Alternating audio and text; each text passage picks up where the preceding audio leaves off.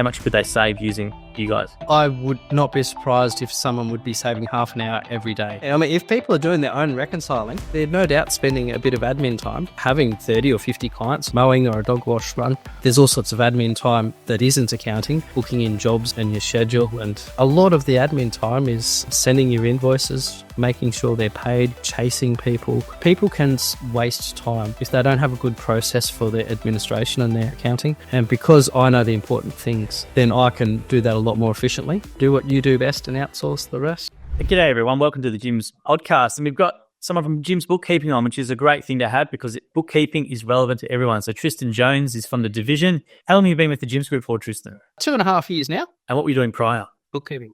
Bookkeeping, it's probably the one where you sort of have to have a background, I guess, to come into it. So it does help. You can get in pretty quick. Some people have done a Cert 4 in bookkeeping, something like that. I've done a Bachelor of Business just under 10 years ago, so I was able to make the work easy enough. But it is managing, 20 or 30 different clients at once. That was the new scenario, which is going to be an issue for anyone starting a Jim's business.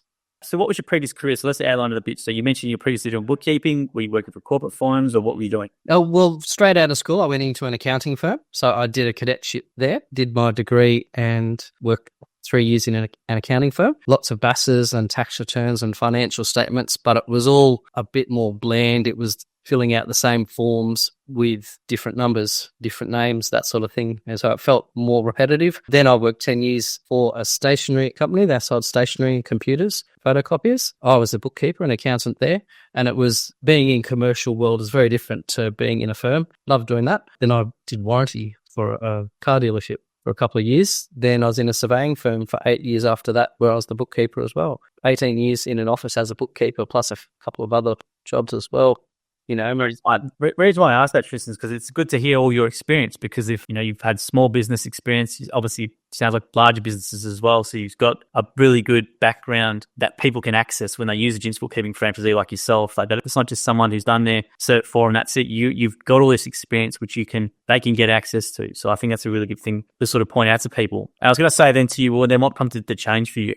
I got laid off from a surveying firm when they were taken over by a larger engineering firm that already had 5 offices. So I was superfluous because I was doing BAS and payroll and office management and various things in this role. But once there was a CEO who was already doing that role for 4 other offices, I became an expensive secretary. So that prompted the move. They laid me off. And because I had just been through, my house got flooded in the big 2022 Lismore flood, a foot from the roof. So I lost my house, but I got insurance for that and bought a new house that's 400 meters up the hill. So now I'm not going to get flooded anymore. I was cash rich and time rich because I had no job. I didn't have to get a job next week sort of thing. I had a mate who owned the Jim's Mowing in Lismore and he said, did you know Jim's does bookkeeping now? You should give them a call. And the rest is history. I spoke to Lloyd and got signed up. Well, it's pretty big. I can play you back. It's a pretty big double whammy. Made redundant and plus the house. Must have been a lot of emotions going on at the time. Well, yeah. So how long did it take you to obviously that's a really hard situation to be in. And that's what I want to sort of ask. A lot of people go in a position similar to you, not the flooding side, I don't think, but the redundant side, I think is quite relatable to people. And you can think it's the end of the world, I've got a fortnightly pay, whatever. And now what do I do? How did you, what were you looking at or how did you make the decision to go in your own business? Or obviously your friend told you to look into it, but there must have been a lot in between there about what am I going to do? What should I do? All that sort of stuff. So how did you come to that decision? Well, it had been a pipe dream for so long to run my own business. I've been working with very, very experienced business leaders, who run their own multi-million-dollar business, and I'm sort of their right-hand man. I've always had the idea that, it'd be nice to do this for myself. I just need to find something, or start my own bookkeeping business. Because that was a pipe dream, it was something that I had been considering. But when I was laid off, I had only been there 6 months. And I'd been at a previous surveying firm for 8 years. So I'd been through the job searching thing recently. There was other offers that I had been made when I started that work 6 months ago. I wasn't concerned about trying to find another salary job because I figured I'd be able to do that. I've always interviewed well. I've generally been able to get a job when I need it. You do take a bit of a hit. It was different for me because every other time I've needed to find a job, it's been, I need it right now. Just take whatever you can get. So I was able to sit back and have a bit of a think. Now that I was in that state and I got shown the opportunity and it was already a pipe dream, it's sort of, now I've got the deposit, I've got the time, I could put my everything into this. It's not just a side hustle, but I have to pay the mortgage. I need to make it work. I need to get X number of dollars every month. And yeah, I've been able to make it work. I was going to say, well, obviously knowing you're doing it now, so you've been in business for more, 2.5 years now, I think. So you've been going for a while now. So has it been as scary as what you thought it was, or is it as challenging as what you maybe thought it would have been when you were an employee? What stopped you maybe from doing it earlier? The difference is, 2020 hindsight that I didn't realize that I would see is that I knew there'd be some level of it, but just your personal level of discipline, which is what motivates you. I went on a bit of a motivation, searching for motivation for a while and, came back with it. It's just about discipline of making some routines and doing, getting these things planned out, make a plan. There's all sorts of things you can do to do that. The confidence was a part of it.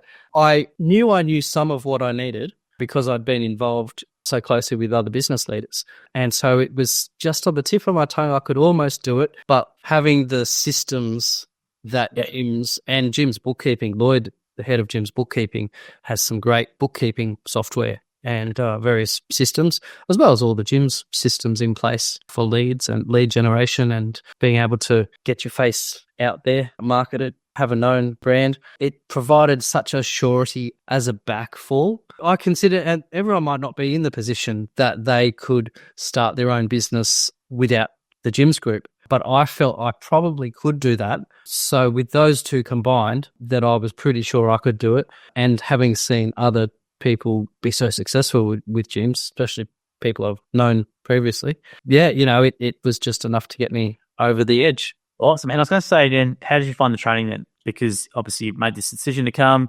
You've got a lot of this experience, but the training's a little bit different. Obviously, the 3-day generic training for gyms, and you got the divisional specific one, I presume, with Lloyd as well. So maybe you want to talk about the training experience you had. Bookkeeping's actually really lucky with our training experience because Lloyd had the foresight to get a lot of our training online before COVID happened. And then so the day that COVID happened, we were able to send all our people the 2-day specialised training before they even go down to Melbourne and do the 3 days. So there was things I was familiar with on day one. So I had printouts ready to give to people. I signed up 12 leads on my 3 days down at Melbourne, various gyms, franchisees who were starting a new business, just the guys I sat around and that sort of thing. They saw that I was experienced and I was able to have a chat to them about what they're going to need to do and what they've already known. The 3 days for me was amazing because I was able to, really hit the ground running because I had those couple of days before online.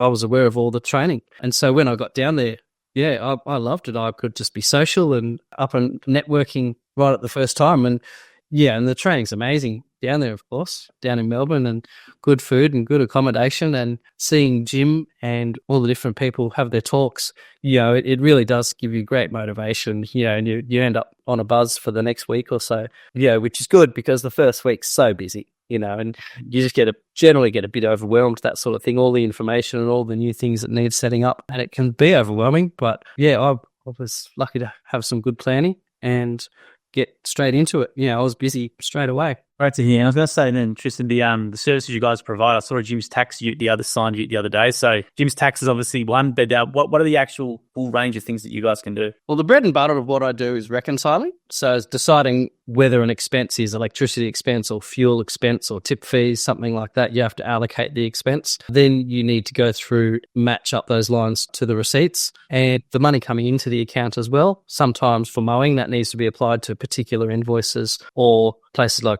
maybe dog wash. There's other places where they just get payment on the day on their cart every day. So they will go to sales or have their Square linked up to Xero or QuickBooks, some online accounting system. That's the bulk of what I do for people. I try and not be too bespoke which is what I fall into, that I could just solve everything. I've done 20 years. I've seen the 20 different ways that you can mess up an accounting system. I've brought it back from every single one of them. So it's easy to fall into thinking, I can help you. It doesn't matter what you've got. But sometimes you do have to standardize and systemize stuff. Otherwise, you end up spending a lot of time on things that aren't particularly valuable to people. But the value I can bring to people is that I can look after all of your reconciling. I can lodge your BAS for you, send you reports. And once you've got a little bit of data and been trading for a little while, we can start having a look at whether things are growing or not and whether you're spending too much time, and do a bit of cash flow management. There's a cash flow management training course that Jim's bookkeepers go through that we can tell you about the 5 cash drivers. And there's a spreadsheet that we can show you the easiest way to get some more profit. Because the idea is that you've got a bucket overflowing with money, and whatever overflows and comes out is, of course, the profit. But there's all these holes in the bucket that are competing for things to take your profit away, and you have to make sure you plug all those holes and fill it enough with sales. And I was going to say then, because it sounds like you guys can obviously provide a bit of business advice as well. I know that Bill, who runs our laundry division, he's got a massive operation that Brad's his bookkeeper, and it's not just doing BAS and reconciliation. You can also advise about a whole bunch of other things, and you can be a wealth of knowledge for small business or for business owners in general with what they can do as well. Yeah. Lloyd's got, I've probably done about 10 of them. Company tax for corporations. He's got one for payroll. He's got so many different training courses. If somebody really does have a need to learn something quickly, they can go do a couple of hour video. There's a couple of questions to answer. Make sure you've retapped it. And they're really good. He really does know what he's doing. He's good at training. He's good at marketing. And so we're able to have across the I think we're 50, 55. 50 something now, yeah. Yep. Yeah. So we got a messenger group that that most of us are on. And there's always someone who can respond to something, if it's a quick Xero question or QuickBooks, something like that. Yeah, we're very lucky to have each other, to be able to lean on each other's different resources and the things that we do. I've been able to recommend a few of my clients to Jim's Tax. I'm not sure of the numbers, but we've got lots of people doing Jim's Tax as well, because I used to do tax returns in an accounting firm, but that was under a partner. Got lots of work on with reconciling GST and BAS work. To further specialize into tax isn't something I want to have to try and do. I'm growing and I want to keep growing, but I don't think I need to specialize in a different field to do it. So I'm able to provide another service to my client to be able to recommend them to Jim's Tax. And I know that they're not going to try to steal the bookkeeping off me, because I've had that happen with accountants before. They see my bill, $5 a day bookkeeping for a Jim's franchisee, but $150 a month. People see the number over a year and it looks like a big number, but it means you're saving a lot of time, because I can probably get that reconciling done quicker than you. And I was going to say though, Tristan, how many clients do you have? I've got about 30 clients. Yep. So what I do, my first 3 hours of every weekday is blocked out, because I have 6 clients marked per day for 5 days. And I spend half an hour on each of those clients. I go into their QuickBooks or their Xero account. I reconcile and allocate anything that needs doing. I see if there's any receipts that are needed. Have a quick look at anything else that might look funny in there. Maybe send a text or an email off to the client, and then move on to the next one. It's amazing how quick you need to move when you've only got half an hour to spend on something. But and it also keeps you aware of where you're up to in all these things. So I've got 6 people per day that I need to do something on. It also means if I get an email from someone and I know, and they want me to spend 20 minutes, half an hour on something, I'm going to be looking at them on Tuesday anyway. So I don't need to do that right now. And so I don't get bogged down with, the ins and outs of 30 different clients. I know that, these clients, that's fine. I'll deal with that on Tuesday. The ones I'm dealing with today, I'll need to get that done today. And I was going to say as well, so you got your 30 clients, is that financially, are you happy with the level that you get from the business in terms of, you have to say how much you earn or anything, but you're happy with the level? It's paying the mortgage. And I'm living off it. I am aiming for a little bit more. I want to get up to 35. And truth be told, that's 30 people that are signed up to monthly clients, to monthly bookkeeping. I've got probably another 80 or so clients that I've done short-term or long-term work for, that it might have just been, a couple of 2 or 4 hour Zoom sessions. I do a minimum charge of 2 hours for a Zoom session, which is $176, including GST. Cheap.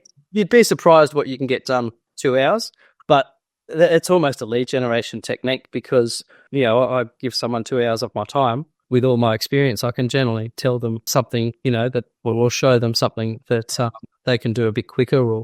And so I tell them that I can do their bookkeeping ongoing. Yeah, not everyone takes it up. Some people like to do their own reconciling, which is all power to them. If you control your own business, you'll be a lot more aware of the ins and the outs. I was going to say, but how much time can you save than a business owner on average from you guys doing it? Because I think when we have new franchisees come here, a lot of the franchisors, some of them will buy a package for their franchisees for the first 6 months or 3 months or something like that. Because I think it's one of those things where if you can focus on doing your business and leave it to the experts, you leave this, especially this type of thing, to the experts. So how much time roughly do you think a person, not say waste, but how much could they save using you guys? I would not be surprised if someone would be saving half an hour every day. Every day. So yeah, that's a lot. Yeah. I mean, if people are doing their own reconciling, they're no doubt spending a bit of admin time. Once people get to having 30 or 50 clients or something like that, mowing or a dog wash run, there's all sorts of admin time that isn't accounting, booking in jobs and your schedule and that sort of thing. But a lot of the admin time is sending your invoices, making sure they're paid, chasing people, having an accurate list of who owes you money. If cash flow becomes tight, you know who your overdue people are. That's the sort of thing. People can waste time if they don't have a good process for their administration and their accounting. And because I know the important things and the things that generally fall over and stop working, then I can do that a lot more efficiently. I mean, really, I'm only charging for half an hour a week of my time. I would think that I can save people that amount of time, if not more. Yeah, I was going to say it's more than, at minimum, at least a day a month of work you can save them. Plus, that's an extra day of productivity the business owner can have. And I'm sure that what they make in that day is a lot more than what you guys would charge in a month. So it's an absolute no-brainer for someone to do it. Yeah, that's it. Who was that quote? Do what you do best and outsource the rest. That's right. That's what the smart operators do. Absolutely. With your business itself, where do new businesses go wrong? Because you obviously deal with a lot of new franchisees and small business owners as well, or just business owners in general. Where do they go wrong? Is it basically attempting to do everything themselves and they set up themselves, then 2 months they get in a mess and it's all too hard and they come to you to fix everything? Or where do most business owners go wrong with setting up this sort of stuff? Yeah, no, you've got to try. People try to do it themselves in the start. Maybe in the first week or two, it does seem manageable. But as soon as you're out for 8 hours doing a physical job, you don't feel like coming home and spending an hour concentrating and working out, where you made your last mistake, because you think you've done it all right. And it's very hard to find your own mistakes. But yeah, that's the time you can save people. That's the biggest mistake that you see is people trying it first themselves, maybe after 3 months, stop everything up and then come to you and expect you to fix it, which costs them more money maybe in that if they just come to you as the first instance. Yeah, no, that's for sure. I do find a lot of people, I offer them the chance, but I speak it just as you have, that if you try and set it up yourself, you might manage for a little while, but what happens to a lot of people is they find a problem they can't solve, and then all of a sudden they stop logging in. All of a sudden it all piles up, and then it gets too hard. Then it goes another month, and then what was too hard now has another 100 or 200 transactions to go with it, and you're looking at least 2 or 3 hours to fix everything up. Whereas a meeting, half an hour or 40 minutes is generally what I spend to set someone up. I can do that, and we'll get some systems in place so that you never get to that point where it's hundreds of transactions needing to get reconciled. I was going to say, then, what else, from your experience, what other mistakes do business owners make that are quite common, or they should look out for? Not putting in the hours, I think, is what people suffer from. And it's something that I struggled with at the start as well. Coming from a salary job where you just are sitting there 40 hours a week to now sitting at home, having to be diligent at home. People have, a day for admin, that sort of thing. And it's so easy to watch the number of hours, the amount of chargeable productive hours that you do on somebody's. Yeah. It can fall very quickly just because you're not working on productive stuff. You end up trying to optimize your business or look at your emails or do all sorts of other admin things. And so not keeping an eye on the chargeable hours that you do and getting a good schedule all fill up full of work is something that I've seen businesses stop and close down. And it's mostly about the number of hours that they spend on the job, which is why I was so glad that I could not do this as a side job. I could do it and just put my everything into it, so that if I do need to get some extra hours done, put the kids to bed, I can keep working. Yeah, it's a really good point. And I was going to say, with your client base, are they mainly gyms franchisees or are there other businesses in there? It's probably about 2/3 gyms franchisees. Of the number of businesses, not of dollars though. I've got a few clients, 2 or 3 that I would visit 2 or 3 times a month, go and sit in their office or sit at their place because they've got everything desktop software rather than online. All people are worried about confidentiality or their workers, so they get you to come and sit at their place. So I've got a few clients that do that make up a bit of the money. Most of the people that are on $150 or $300 plans for monthly bookkeeping, that sort of just goes by how much time I need to spend reconciling it. Number of transactions that go through your bank account is usually a good indicator. If you've got under 200 transactions a quarter going through your bank account, it should be fairly easy to get through all of those transactions in a few hours. And I was going to say then, as a franchisor, so you're a franchisor, so maybe do you want to just talk about to people what a franchisor's role is, and if someone's looking at becoming a bookkeeper, how do you guys support them? Okay, so I went down and I did the franchisor training in October last year. So I'm now selling bookkeeping franchise to various people that I've got. I've got a list of people and all sorts of other ways that we get our marketing out. So when I've been and I've visited a few people who are coming to a meeting, done a few home meetings where I assess where people might be able to be granted a franchise, because it is something that we grant them a franchise because not everybody is a person who can run their own business. So the way that I can help them and support them is that I can tell them what the experience is like, what they're going to go through, the amount of time and money that they're going to have to spend on their own business. So some people are in a salary job. And for my own franchisees, I'm able to, because I'm a BAS agent, I'm able to supervise them as well, which is actually one of the great things about being in the gyms group, in the gyms bookkeeping group as well. Because I'd been doing salary work, I was doing bookkeeping as the employee. But now that I charge money, I need to be registered. And there is a program to be able to start BAS supervision. So I can supervise the new franchisees and help them with that sort of work as well. Awesome. So I was going to say then, so who's the ideal person as a franchisee you're looking for? Like, do they have to have certain qualifications? What attitude should they have? Do you want to outline maybe for us or for anyone who's watching this, who's the ideal franchisee for gyms bookkeeping and who will do well on it? So someone who would be an ideal franchisee would be someone who has worked in accounting or bookkeeping before, perhaps have run their own business before.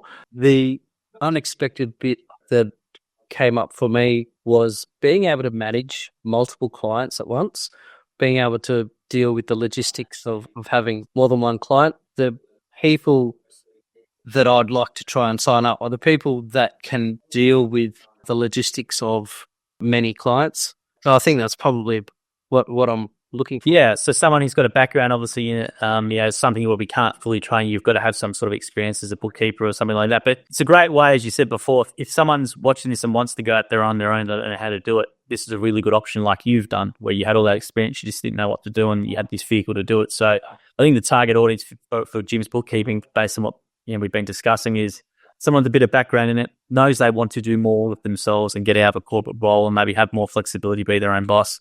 And this is a fantastic vehicle to do so, and they're going to have all the support that's necessary as well to do that change. Yeah, no, it certainly is. It's all the benefits. Yeah, somebody who would get all the benefits of being able to own lifestyle. Well, so let's talk about what's been the benefits for you, because I know gyms bookkeeping is probably the only division where it's truly a positionless. It's almost like territories don't really matter too much in bookkeeping. So you can take clients from anywhere around Australia or wherever you want to go. So it seems to be you can basically have a fully remote business, which you can really build a good lifestyle around. So do you want to just talk about that side of the business? Like, how does your lifestyle look? And maybe do you want to tell people about how you work your lifestyle around your business? Just to start, I used to be in a salary job where I would go start work at 8 o'clock. So I'd have to, and that was half an hour away. So I'd go drop the kids off at 7:30 at before school care. So that means I had a very early start, and then I'd be finishing at 5. So I'd go pick them up at 5:30 from after school care. But now they can catch the bus, or I can drop them off and pick them up. So I'm a lot more involved in the kids. I go and do canteen down at the kids' school. I do that on Fridays at midday and just spend 2 hours. But it means, the kids get to see me every week at school. I get to see them and their friends, just be that little bit more involved, which it's amazing how much you miss, Yeah. kids' names that are familiar and not, and that sort of thing. So when I do have time with the kids, I'm able to spend time just with them. Whereas, and I get some of that time through the week, other than just on the weekends, because when I was in a salary job, it was wake up early and then I picked them up at 5:30 and it's kind of almost dinner time. So through the week, you get a bit of time at the dinner table and that's about it.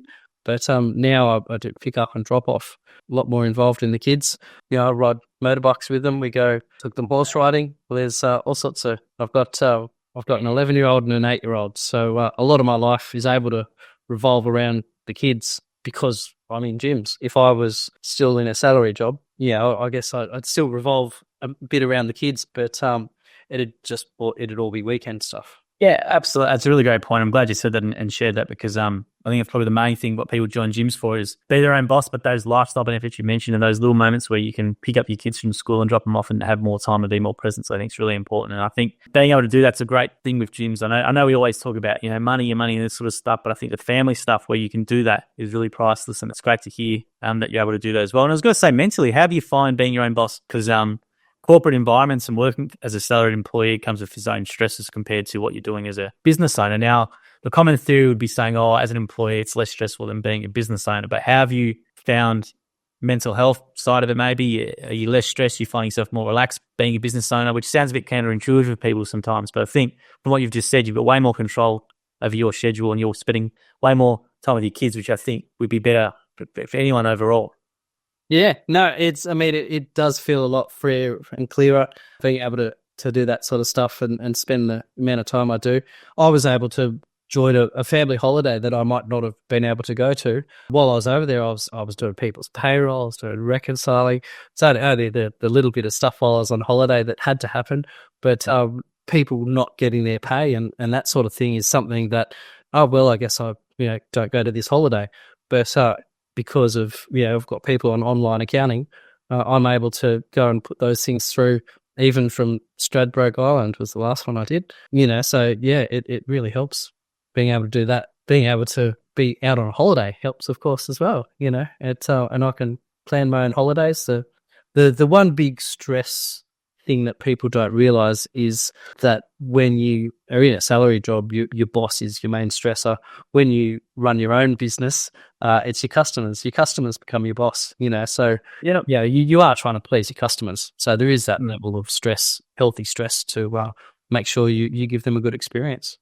Absolutely. And look, I think that's a good point to make as well. Like, obviously, leading the point, well, as you said, you get rid of the boss and stuff, but you do have your customers who are your main people and paying you as well. So you got to look after them too, which I think is a bit of a trade-off. But as you said, all the other benefits of being able to do what you want on your terms and being able to set your own holiday time, not being forced to take you through in a certain window or whatever, is such a massive benefit as well.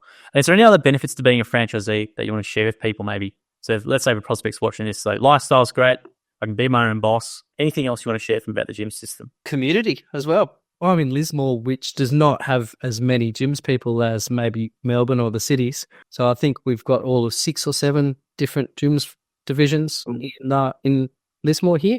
Yeah, we see each other because we're not quite as common. We're a little bit more aware of each other. Yeah, and it turns out one of them I used to work with at a car dealership.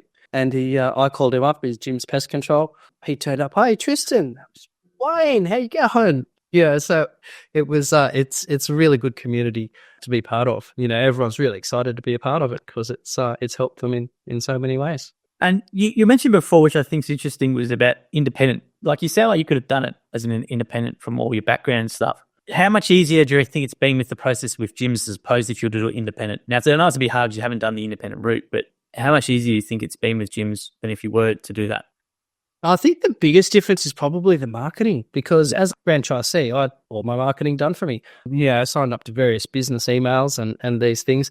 There's so many different people that offer. Here, we'll get you some leads. Here, pay for some leads. Here, I don't have to worry about that inside gyms. It gets done for me. If I was outside gyms, I would have had to not only time, but it's expensive too. Yeah, boy, the time and the money and the knowledge, doing it yourself or finding someone who has the ability to get some traction, and It's not cheap. like low cost leads. It's not cheap. You got to have your own website. You got to do Google Ads. You got to have all the tracking set up, all these sorts of things. And people think it's cheaper than being a franchisee. It's not. It's way more expensive. And as you would know as well, the brand, because you got the Jim's brand as well, it stands for something. You're not in the marketplace. So I think people really do underestimate that. When a lot of time they consider us independent or a Jim's rate, they look at the monthly fee compared to what you pay for your actual proper digital marketing alone is really, really cheap. Yeah, that's it. Yeah, I think as well with what Lloyd's got in place with all the software as well. I think you got custom software for your division as well that helps you guys too, custom CRMs and things like that. Yeah, bookkeepers practice management is something he's helped codify and get this product up and running. And I pay $50 a month, and it's amazing. It's amazing what a good CRM system will do for your business management. Yeah, I'd recommend someone. Everybody has some sort of CRM. I know Dogwash, do they use Mogo? The first time I heard about it, I heard someone was so excited about it. It manages all their bookings and sends texts out and all these things. And it's really good to be able to give people, that empowerment to be able to run their own business. And you just suggest something like, I've heard people talk really good things about Mogo. Have a look at it, talk to your franchisor, see what you think. And everybody comes back and goes, wow, it's amazing. You should tell everyone about that. And so every industry's got its own bit of software that can help. And there's all sorts of AI and various things we can do it with now. Sky's the limit. How do you see AI coming into bookkeeping? Because AI is moving very quickly. And how does AI work with your industry, or where do you see it going? In the background, you see it when you do your reconciliations. They will assume that Bunnings is a contractor purchase, or they'll assume Origin Energy is electricity. And it sounds straightforward, but so it's a growing process and it's not always right, but it is getting better and better. You can make rules in Xero and QuickBooks to do a similar thing, but they have background running. They're updating their AI inputs every day to make it better and better. There are AI bots that you can buy to do your reconciling for you, but you have to teach it just like you teach a human. So it can learn with you. I think the last time I saw one for $2,000 or something. Oh, wow. And there's an ongoing cost as well. It's there. I see the marketing for it. I haven't had a lot of experience that way. I know Expert, XBERT, Expert, is doing a lot of AI implementation. They'll connect your QuickBooks or your Xero file to their AI, and it will suggest things that aren't right. Like if you don't have an ABN recorded for a supplier, or if that supplier, you've got the ABN in, that supplier might not be registered for GST. So you shouldn't be claiming GST when you spend $880 with them. People would usually claim the $80 GST, but if they're not registered for GST, then you shouldn't claim GST from them. And it will tell you, if you haven't done one section of an accounting system for a while, it will send you an alert. There's a few different companies that do it, but AI certainly is on the way up and showing itself everywhere. Oh, as it is, but I think it's moving quick, but it's still a long way away from different things as well. So I don't think people need to worry about it too much yet in regards to it's a great tool to use, and it's definitely helping things be quicker. But I still think you need that expertise from people like yourself, for people who just want to be guided by someone in person, or they need to be able to talk to someone about it as opposed to just AI bots or anything like that. I was going to say as well, then, Kirsten, is there anything from your end that I haven't asked you that you may want to share about the division or anything before we finish today? I've got a meeting coming up. Okay. On Thursday next week, 1 week away, and I'm hosting for 5 or 10 people presentation night on how to streamline your business. And the idea is that if people have a business that needs streamlining, I could introduce them to the Jim system. So that's all free. Yeah, free, man. Yep. And how do they do that? Do they just message you, or how do they get on to you about that?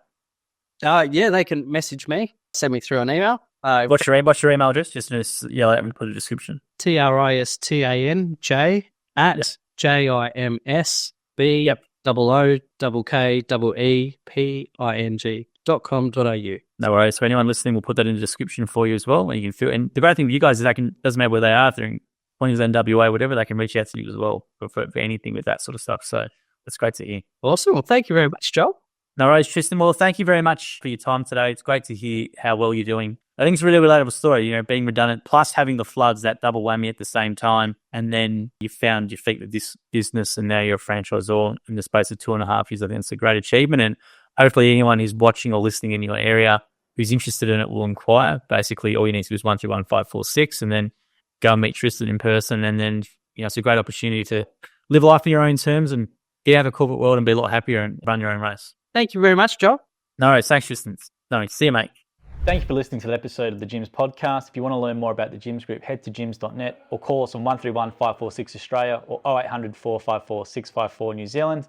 And if you did like the episode as well, please make sure you leave a review or a comment or a thumbs up or a comment on the video as well. We appreciate your support. And until next episode, we hope you have a great week.